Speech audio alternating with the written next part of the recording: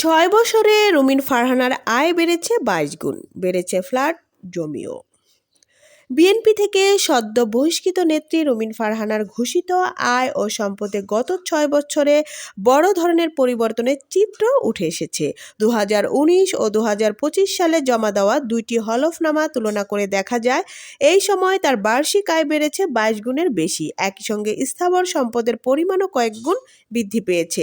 ২০১৯ সালে একাদশ সংসদের সংরক্ষিত নারী আসনের সদস্য হিসেবে জমা দেওয়া হলফনামায় নিজেকে সুপ্রিম কোর্টের আইনজীবী উল্লেখ করে রুমিন ফারহানা বার্ষিক আয় দেখিয়েছিলেন ৪,৩৪,১০০ টাকা। এর মধ্যে আইন পেশা থেকে আয় ছিল ৪ লাখ টাকা এবং ব্যাংক আমানত থেকে সুদ বাবদ আয় ছিল ৩৪,১০০ টাকা। অন্যদিকে ত্রয়োদশ জাতীয় সংসদ নির্বাচন উপলক্ষে ২০২৫ সালে জমা দেওয়া সর্বশেষ হলফনামায় তার বার্ষিক আয় দেখানো হয়েছে ৯৭,১৪,১৭৩ টাকা। অর্থাৎ ৬ বছরের ব্যবধানে তার আয় বেড়েছে অন্তত ২২ গুণ।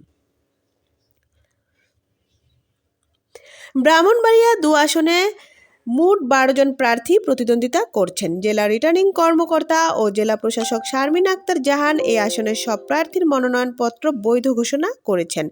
The wall news, Dhaka.